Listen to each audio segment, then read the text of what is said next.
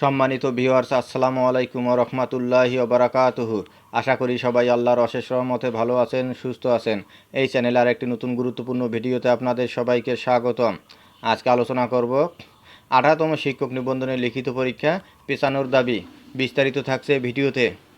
এই ভিডিওটি দেখার আগে যারা এই চ্যানেলে একদম নতুন তারা অবশ্যই চ্যানেলটি সাবস্ক্রাইব করে পাশে থাকা বেল আইকনটি প্রেস করে দিন। আর যারা ইতিমধ্যে সাবস্ক্রাইব করেছেন তাদেরকে জানাই অসংখ্য ধন্যবাদ। 18তম শিক্ষক নিবন্ধনের লিখিত পরীক্ষা পেছানোর দাবি।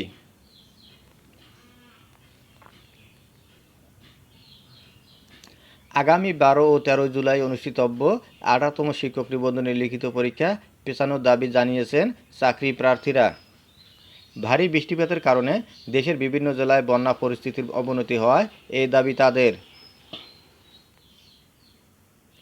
পরীক্ষা পেছানোর কারণ হিসাবে চাকরি প্রার্থীরা বলেছেন, ভারী বৃষ্টিপাত ও পাহাড়ি ঢলে সিলেট, সুনামগঞ্জ ও মৌলভীবাজারের বিস্তীর্ণ এলাকা প্লাবিত হয়ে পানিবন্দী হয়ে পড়েছেন 15 লাখের বেশি মানুষ। এছাড়া নতুন করে উত্তর ও উত্তর পূর্বাঞ্চল এবং উত্তর পশ্চিমাঞ্চলের নিম্ন অঞ্চল প্লাবিত হয়েছে। উত্তরাঞ্চলে ব্রহ্মপুত্র, যমুনা এবং অন্যান্য নদীর পানি কুড়িগ্রাম, গাইবান্ধা, নুনখাওয়া, হাতিয়া, চিলমারি, ফুলছড়ি, বাহাদুরাবাদ, সাঘাটা, সারিয়াকান্দি ও সিরাজগঞ্জ পয়েন্টে বিপদসীমার উপর দিয়ে প্রবাহিত হচ্ছে। এতে করে কুড়িগ্রাম, জামালপুর, টাঙ্গাইল, গাইবান্ধা, বগুড়া ও সিরাজগঞ্জ সংশ্লিষ্ট নিম্নাঞ্চলে বন্যা দেখা দিয়েছে। এছাড়া বেশ কয়েকদিনের ভারী বর্ষণে চট্টগ্রাম অঞ্চলে বিভিন্ন নদী পানি বেড়ে পানিতে তলিয়েছে টেকনাফ। যদিও পানি কেবল নামতে শুরু করেছে, তবুও বন্যা পরিস্থিতির উন্নতি এখনও দেখা যাচ্ছে না এই অঞ্চলে। পাশাপাশি ময়মনসিংহ বিভাগের বন্যা পরিস্থিতিও চরম অবনতি হচ্ছে। বন্যা কবলিত রয়েছে বিভাগের নেত্রকোনা জেলার শত শত গ্রাম। এই অবস্থায় নিজের পরিবার নিয়ে চরম অনিশ্চয়তার মধ্যে রয়েছেন চাকরি প্রার্থীরা।